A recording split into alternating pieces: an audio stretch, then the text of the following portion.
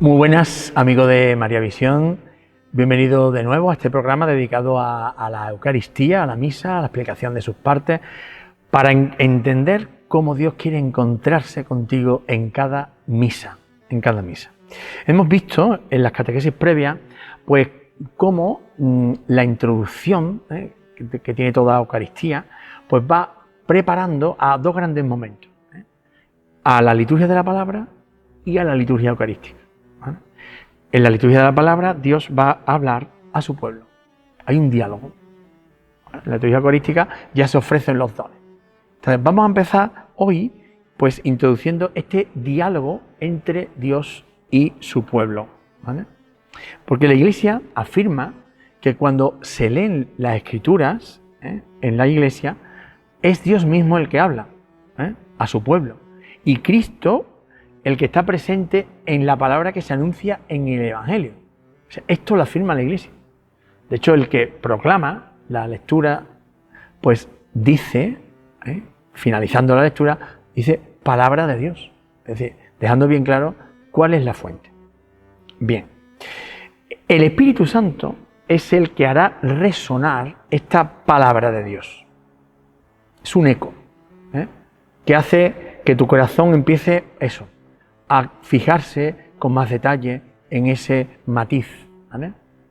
Dios quiere hablarte al corazón y el Espíritu Santo pues hará que un día te fijes en esa palabra, en este detalle, en esa imagen que te ha venido al corazón cuando has escuchado la palabra o en ese sentimiento que ha provocado.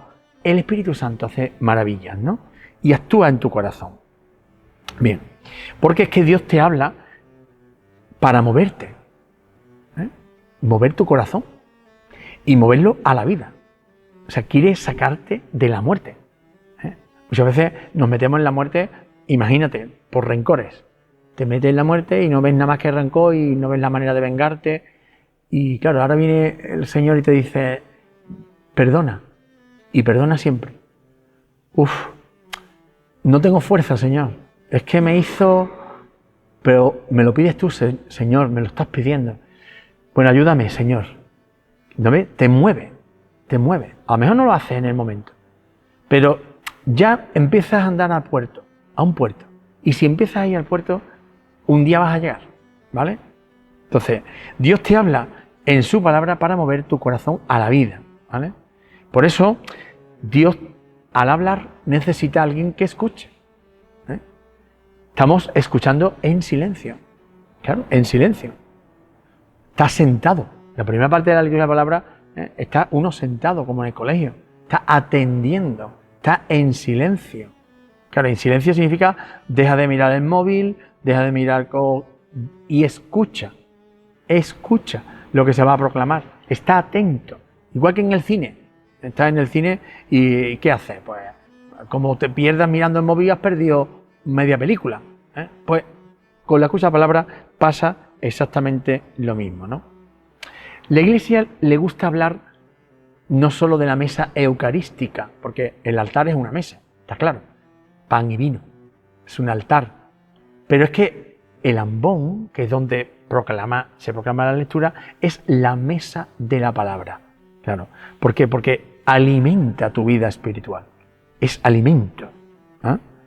Son lecturas que están sacadas del Antiguo Testamento y del Nuevo Testamento que nos hablan del misterio de Cristo. Es decir, Cristo no es un misterio porque sea una cosa misteriosa, sino es que es Dios hecho hombre.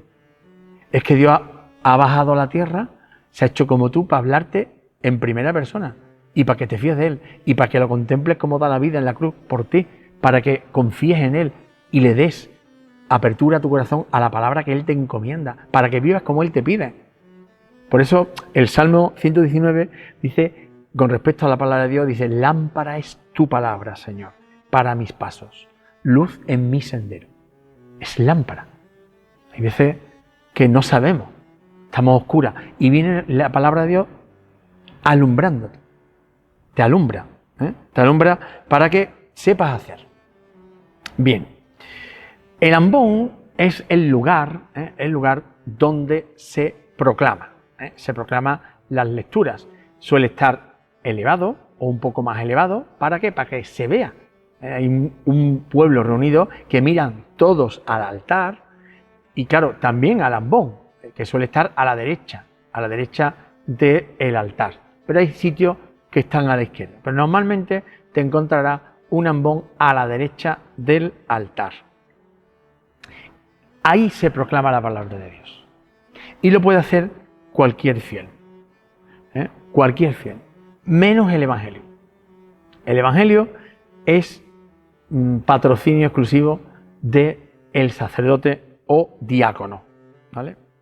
Fíjate que el que va a leer le presta su voz al Señor. Le prestas tu voz al Señor. Es como si hicieras un doblaje de una película famosa, ¿no? Claro, el que escucha no va a escuchar al actor que habla en inglés o en alemán o la lengua que sea, ¿no? Sino va a escuchar tu voz. Claro, ahí tienes que preparártelo no bien, sino muy bien. En primer lugar, tienes que entender lo que vas a leer. Eso de llegar, ahí voy a leer lo que sea. No. Porque te vas a equivocar sin querer. Aunque seas experto, aunque hayas leído toda tu vida, pero te equivocas. Porque no pondrás la coma donde hay que ponerla, porque acentuarás palabras donde no sabes. Sobre todo si te encuentras palabras que no has visto en tu vida, las vas a poner acento pues donde no es. Claro. ¿Y qué provoca? Porque el que escucha, pues escucha algo que no entiende. Porque ni siquiera tú has entendido lo que has dicho. Ni siquiera tú. Y proclamar con la debida unción. Claro. No teatralizar. La palabra de Dios, no hay que hacer teatro, ni mover las manos, ni que no. Ni estás contando un cuento. Tú tienes que proclamar. Y proclamar es leer, no mirar. Eso de leer y mirar, no. Lees y miras lo que lees, solo. Cuando acabes de leer es cuando miras al pueblo de Dios y dices palabra de Dios. Ahí es donde puedes mirar. Ya está, ¿para qué vas a mirar antes? Si no hace falta. Te vas a perder si miras mucho para donde no debes. Las partes de la liturgia de la palabra, ¿vale? Tiene 7 partes. Empieza con la primera lectura, prosigue con el salmo, que es la respuesta, suele haber un estribillo, se suele leer o cantar, y una estrofa que es proclamada por el salmista. Luego prosigue una segunda lectura, hay un aleluya que precede al Evangelio, sigue la homilía, continúa con el credo y finaliza con la oración de los fieles o oración universal. O sea que fíjate la liturgia de la palabra que tiene un montón de partes. Bien. Esta palabra, dice Jesús, es una semilla. Quien la coge, dice él, como esa semilla caiga en tierra buena, aquello empieza por sí solo a brotar y a dar fruto. El que la coge en su corazón podrá dar fruto. Claro, pero necesita el oído. De ahí la importancia de la escucha. Si tú no escuchas bien, dice el primer mandamiento para el judío devoto, ¿no? Que también es nuestro, escucha Israel, escucha, obedece, echa cuenta, confía en lo que se te dice, ¿no? Claro, ese oído permite a la palabra de Dios entrar en el corazón. Claro. Y cuando entra en el corazón, pues ¿qué ocurre? Pasa a las manos, pasa a las buenas acciones. Pasa a las buenas acciones. O sea, porque el corazón escucha, confía y entonces haces. Claro, tú has escuchado algo en misa y te ha movido, ¿no? Entonces, no lo pares porque el demonio va a venir corriendo, y te va a quitar las ganas, te va a decir, ¿para qué? Pues no, y te quitará las ganas. Pero dice, esa es la parábola del sembrador, ¿no? Dice, salió el sembrador a sembrar y una cayó a medio camino, otra cayó entre piedras, entre abrojos, pero una cayó en tierra buena. Esa es la que da fruto. Claro, fíjate, abre tu oído, escucha bien y deja que tu corazón escuche esa semilla que se va a plantar, porque ella va a funcionar. Dios la hará crecer y Dios hará crecer en ti la bondad y el bien que quiere Él. Muy bien, amigos, quedamos hasta aquí.